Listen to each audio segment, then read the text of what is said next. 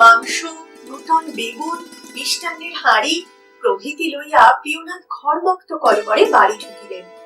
ওগো শুনছো, এই হাঁড়িটা নামিয়ে নাও দেখি আগে। গেল বুঝি পড়ে। আর কটা নেই, তবু এখনো আম দই বাকি। আচ্ছা ধর, কি মেরেছিল একবার কলেজ স্ট্রিট মার্কেটে, আর তার বেশি তো দিতেই চায় না। আপন মনেই প্রিয়নাথ বকিয়া যাইতেছিলেন। হঠাৎ তাহার নজর পড়িল ইন্দ্রাণীর দিকে। এক হাতে তিনি হাঁড়িটা লইয়াছেন বটে, আরেক হাতে মুখে কাপড় চাপা দিয়া হাসিতেছেন, নিঃশব্দ কৌতুকের হাসি। কি হলো গো তোমার? ইন্দ্রাণী হাসিতে হাসিতেই বাকি জিনিসগুলা নামাইয়া লইয়া রান্নাঘরে রাখিলেন। তারপর কহিলেন, একটা মজা দেখবে, একবার উপরে এসো। প্রিয়নাথ ইন্দ্রাণীর এই অবস্থায় অত্যন্ত বিস্মিত হইলেন। অপরাধের আর বেশি দেরি নাই, জামাই এখনই আসিয়া পড়বে, রান্না বান্না সব এখনো বাকি, এখন কি তাহার মজা দেখিবার সময়? আরো একবার মৃদু স্বরে প্রশ্ন করলেন, কি ব্যাপার বলো তো, আর তোমার হলো কি? ইন্দ্রাণী তবু কোনো জবাব দিলেন না। অঙ্গুলি সংকেতে তাহাকে পেছনে আসিতে বলিয়া পা টিপিয়া টিপিয়া ওপরে উঠিতে লাগিলেন। অগত্যা প্রিয়নাথ বাবু তাহার পিছু পিছু ওপরে উঠিলেন এবং দোতলার সংকীর্ণ বারান্দাখানি পার হইয়া দালানে পৌঁছিলেন। গলির ভিতরে প্রিয়নাথ বাবুর বাড়ি, কিন্তু খুব ভিতরে নয়।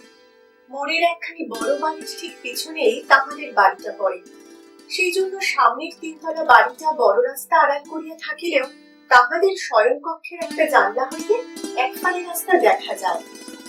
ইন্দ্রাণীর সংকেত মতো প্রিয়নাথ নিঃশব্দে শয়নকক্ষের দ্বারের কাছে আসিয়া দেখিলেন, তাহাদের নববিবাহিতা কন্যা অনুকণা সেই জানালাটিতে দাঁড়াইয়া এক দৃষ্টে বড় রাস্তার দিকে চাহিয়া আছে। অনেকক্ষণ লোহার গড়াদিতে কপাল চাপিয়া থাকার ফলে লৌহদণ্ডের দুইটা রক্তিম ছাপ নিবিড় হইয়া ফুটিয়া উঠিয়াছে তাহার কপালের দুই দিকে। প্রথমে প্রিয়নাথ ব্যাপারটা বুঝিতে পারেন নাই, কিন্তু পরে তাহার মুখে কৌতুকের হাসি দেখা দিল। তিনি একবার প্রসন্ন মুখে গৃহিণীর মুখের দিকে চাহিলেন, তারপর আগের মতো চুপি চুপি নিচে নামিয়া আসিলেন।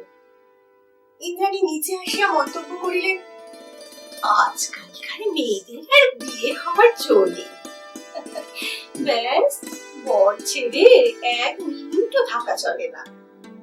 প্রিয়নাথ বাবু জবাব দিলেন, দোষটা আজকালকার মেয়েদেরই বটে। তুমিও ঠিক ওই জানলায় অমনি করে দাঁড়িয়ে থাকতে না? যেমন মা তেমনই মেয়ে হয়েছে, ওরা দোষটা কি? তিনি ইন্দ্রাণীর মুখের দিকে চাহিয়া হাসিলেন। ইন্দ্রাণী লজ্জায় লাল হইয়া তাড়াতাড়ি তাহার জন্য চা আনতে গেলেন। এক দফা মুখ হাত ধুইয়া চা ও জলযোগের পর প্রিয়নাথ বাবু আবার বাজারের দিকে বাহির হইয়া পড়িলেন। অনুকণার বিবাহের পর এই প্রথম জামাই ষষ্ঠী।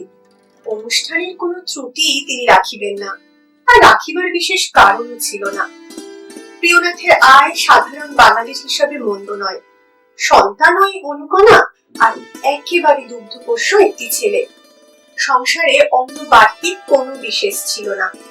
একটি মাত্র বিধবা বোন, তাহাতে বরং সাশ্রয়ী হইত। সে বোনেরও স্বতন্ত্র আয় ছিল। প্রিয়নাথ চলিয়া গেলে ইন্দ্রাণী তাড়াতাড়ি কাজে মন দিলেন। অনেক রান্না তখনও বাকি, বেলা আর বেশি নাই। ননদ শান্তির রান্না ভালো, তিনি রাঁধিতেছিলেন। ইন্দ্রাণীর কাজ শুধু জোগাড় দেওয়া, কিন্তু এইসব ব্যাপারে জোগাড় দেওয়াতেই খাটুনি বেশি। কিন্তু সহস্র কাজের মধ্যেও কথাটা ইন্দ্রাণী মন হইতে দূর করিতে পারেন নাই। বারবার তাহার নিজের প্রথম যৌবনের কথা মনে হইতেছিল। ঠিক ওই বয়সে তাহারও বিবাহ হইয়াছিল, এবং ওইভাবে প্রত্যহ তিনি স্বামীর আগমনের পথ চাহিয়া থাকিতেন। আশ্চর্য, সেই বিশেষ গড়ালিতে কোনো মাথা রাখিয়াছে।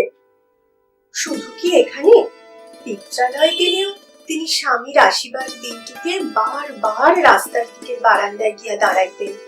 এজন্য ভাই বোনদের কাছে কত লাঞ্ছনা সহিতে হইয়াছে। ভাগ্যিস তাহার বাড়িতে বেশি লোকজন নাই, নহিলে আজ অনুকণারও রক্ষা থাকিত না। কথাটা মনে পড়ায় ইন্দ্রাণী আপনি আপনি হাসিয়া উঠিলেন। শান্তি ভ্রুকুটি করিয়া কহিলেন, মর আপন মনে হেসে মরছিস কেন? কি হলো আজ তোর? দুজনে প্রায় এক বয়সী, এজন্য তুই তুকারিই চলিত। ইন্দ্রাণী কহিলেন, তোর ভাইজির কাণ্ডটা একবার দেখে আয় না। সেই থেকে হাঁ করে রাস্তার পানে চেয়ে দাঁড়িয়ে আছে। শান্তির মুখখানি এক মুহূর্তের জন্য কেমন হইয়া গেল। এরূপ তাহারও ছিল, কিন্তু একটু পরেই হাসিয়া কহিলেন, তাতে আর হয়েছে কি? তুই থাকতিস না অমনি করে দাদার জন্য?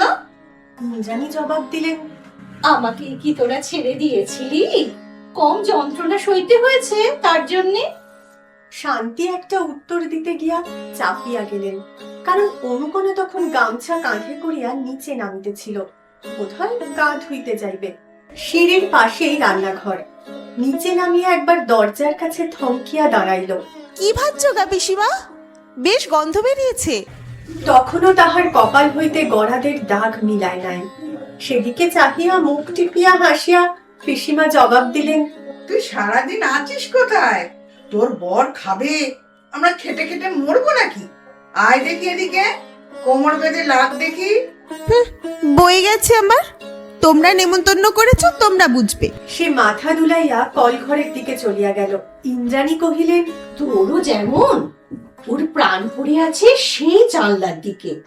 তবে নেহাত ভাবনটাও না করলে নয়। তাই খানিকটা পরে কি একটা কাজে ইন্দ্রাণী ওপরে উঠিয়া দেখিলেন শান্তির ঘরের বড় আয়নাটার সামনে দাঁড়াইয়া অনুকরণ প্রসাধন করিতেছে। এই কাজটাতে সে খুব পটু নয়, তবু নিজেই করিতে যায়। চুল বাঁধা আর কিছুতে ঠিক হয় না, বারবার খুলিতেছে, বারবার বাঁধিতেছে। অনুকণা সুন্দরী নয়, মায়ের অসাধারণ রূপের কিছুই সে পায় নাই। বাবার ধাতে গিয়াছে, নিতান্ত সাধারণ চেহারা, কুৎসিত নয় এই পর্যন্ত। সেই জন্যই তাহার প্রসাধনের শখটা খুব বেশি, কিন্তু পারিয়া ওঠে না। দালানের ওপাশে তাহাদের আয়না বসানো আলমারিতে ইন্দ্রাণীর চেহারাটা প্রতিবিম্বিত হইয়াছিল।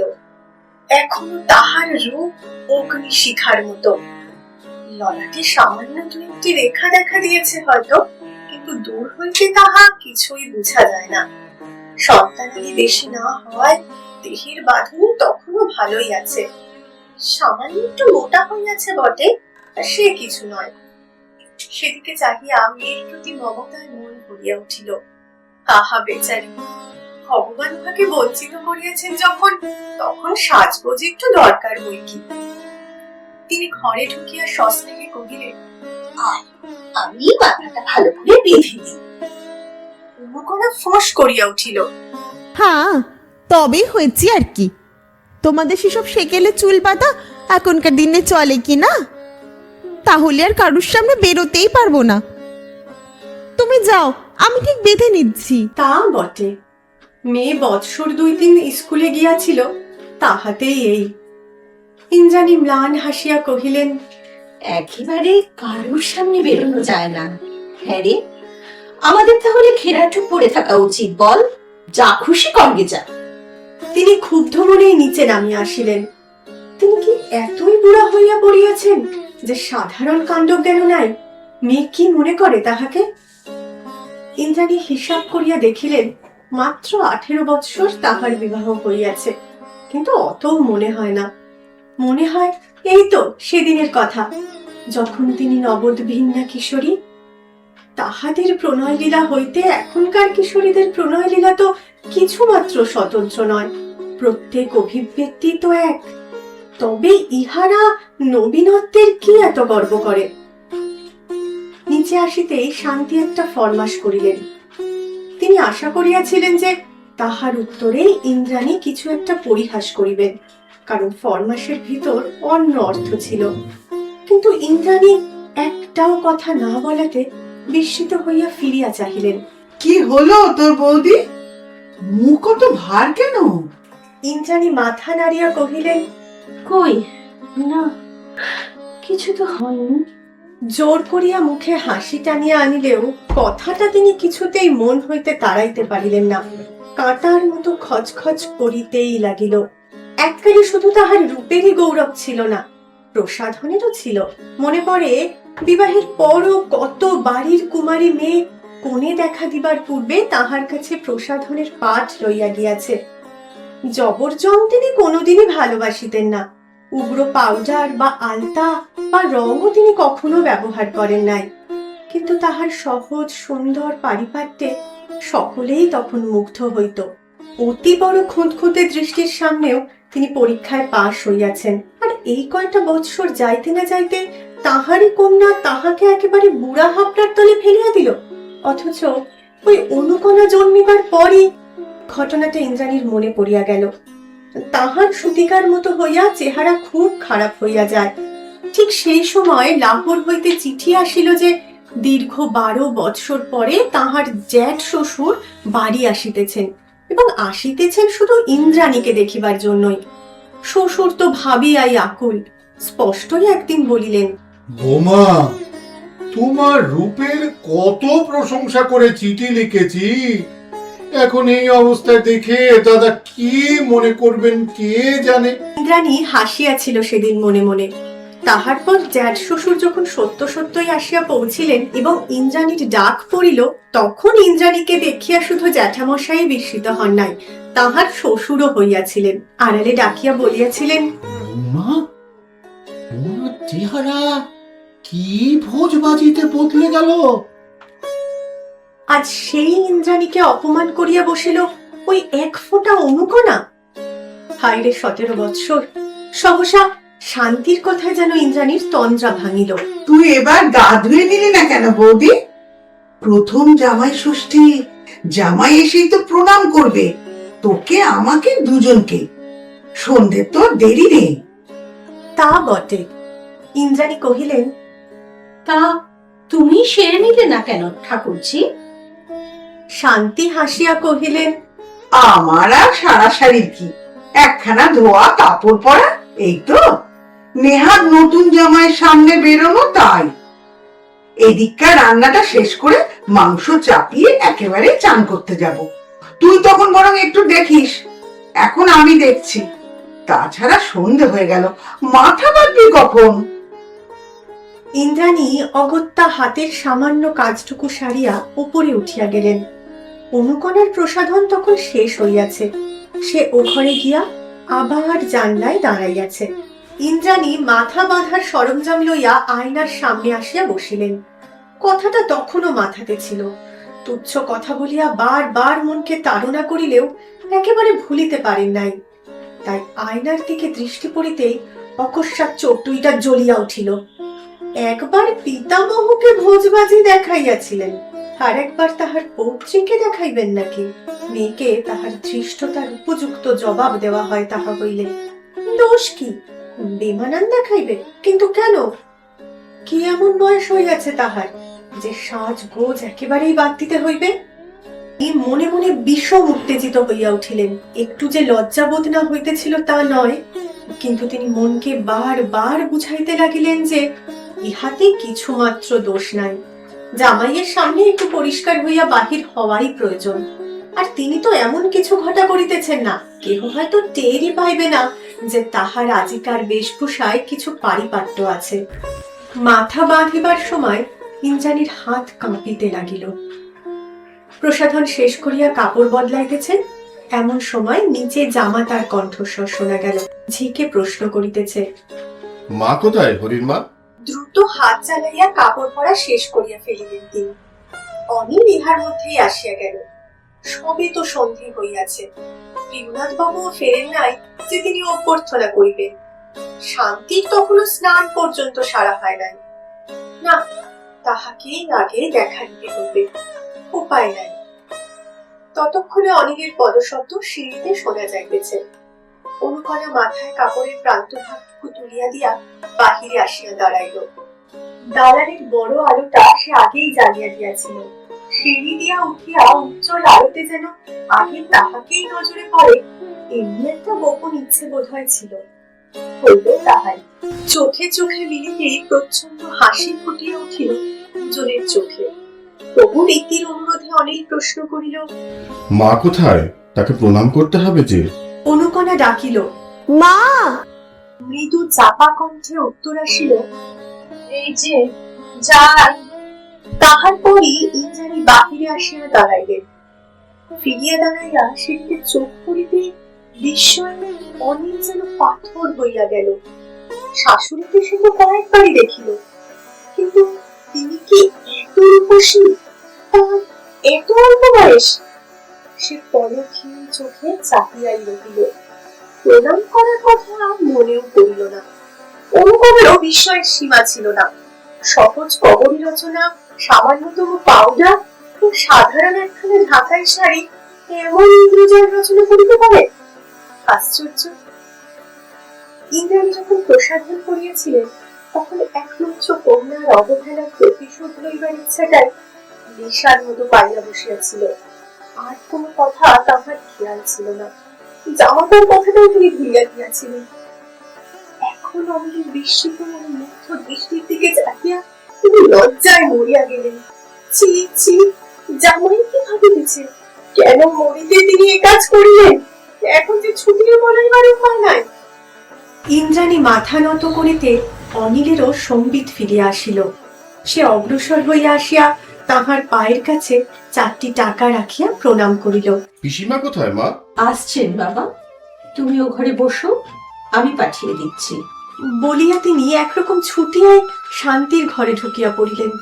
তখন মনে হইতেছে, ধরিত্রী দ্বিধা হও। পিছন হইতে জামাতার কণ্ঠস্বর কানে আসিল। চুপি চুপি অনুকণাকে বলিতেছে, মাকে বেশ মানিয়েছে না? একটা শুষ্ক বলিয়া অনুকণাও এ ঘরে আসিল। তখন তাহার বিস্ময় রীতিমতো উষ্মায় পরিণত হইয়াছে। সে আসিয়া চাপা গলায় ভৎসনার সুরে মাকে বলিল, ছি মা, কি করেছো? জামাইয়ের সামনে এমনি করে কেউ বেরোয়? কি মনে করলেন উনি, বলো দেখি? তুমি না হয় লজ্জা শরমের মাথা খেয়েছো, আমরা মুখ দেখাই কি করে? খুব বিচলিত না হইলে এ ভাষা অনুকণার মুখ দিয়া বাহির হইত না। জবাব ইন্দ্রাণীর মুখের কাছেই আসিয়াছিল। একবার ভাবিলেন তিনি যে বলেন, কেন রে?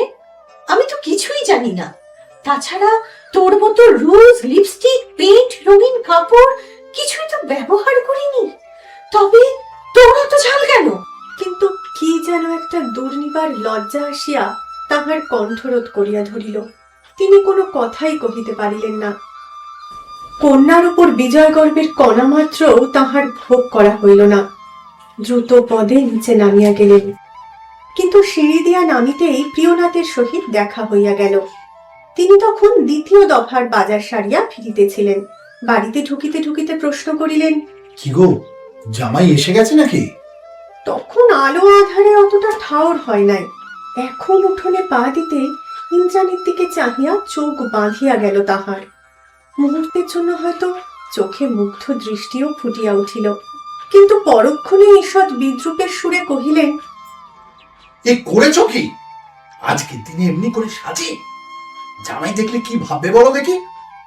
হয়তো মনে করবে যে তুমি ওর মন ভোলাতে চাও। চুপ! অকস্মাৎ ইন্দ্রাণী ঢাকাই শাড়ির আঁচলটা গা হইতে খুলিয়া লইয়া চর চর করিয়া খানিকটা ছিঁড়িয়া ফেলিলেন। তাহার পর হাঁপাইতে হাঁপাইতে রুদ্ধ কণ্ঠে কহিলেন, হলো তো বাপ পিঠির মনস্কামনা সিদ্ধ হলো তো। এখন হরির মার একখানা ছেঁড়া কাপড় এনে দাও, পরি। হতভম্বের মতো খানিকটা চাহিয়া থাকিয়া প্রিয়নাথ কহিলেন, কি হলো আবার? হবে আবার কি? আমি তোমাদেরই বাড়ির দাসীবাদী, সে কথা ভুলে একখানা ফর্সা কাপড় পরেছিল। এই তো আবার অপরাধ। যাক, সে অপরাধ আর হবে না। ওই হরির মার কাপড় পরেই আমি জামাইয়ের সামনে বেরোবো। শান্তি রান্নাঘর হইতে বাহির হইয়া আসিয়া কহিলেন, কি হয়েছে বৌদি? ইন্দ্রাণী একেবারে তাহার গলা জড়াইয়া ধরিয়া বুকে মুখ রাখিয়া উহু করিয়া কাঁদিয়া ফেলিলেন। আমার জামাই হয়েছে বলে লক্ষণ করবার উপায় নেই ঠাকুরজি। এরা যা মুখে আসে তাই বলে, যা মুখে আসে তাই বলে।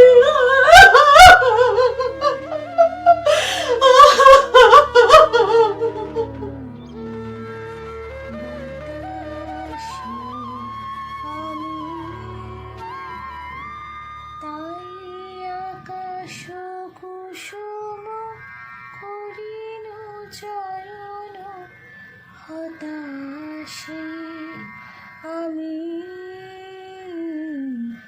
কেবলি স্বপন করেছি বপন বাতাসে আমি ছায়ার মতন মিলায় ধরণী খুলে নাহি পায়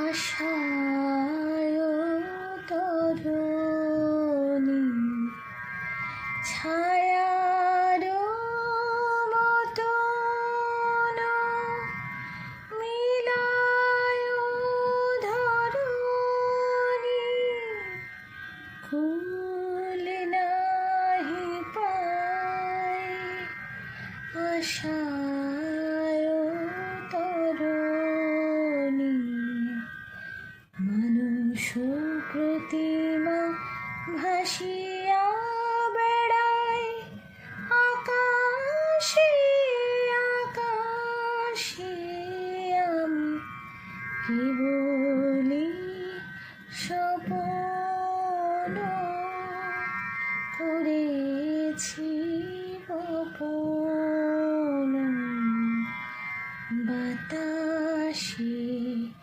আমি কিছু বাধা পড়িল না শুধু এ বাসনা বাঁধনে কেহ নাহি দিল ধরা কেবলি সুদূর সাধনে আপনার মনে বসিয়া একেলা গল্পটি কেমন লাগলো তা কমেন্টে জানার অপেক্ষা অবশ্যই রইল। আমাদের সকলের তরফ থেকে আপনাদের অসংখ্য ধন্যবাদ। আবার দেখা হবে আরেকটি গল্প নিয়ে আগামী সপ্তাহে। ভালো থাকবেন। হুতাশে হুতাশে আমি কেবলি স্বপন করেছি বপন বাতাসে আমি তাই আকাশ কুসুম করিন চয়ন হতাশে আমি কেবলি স্বপন করেছি বপন বাতাসে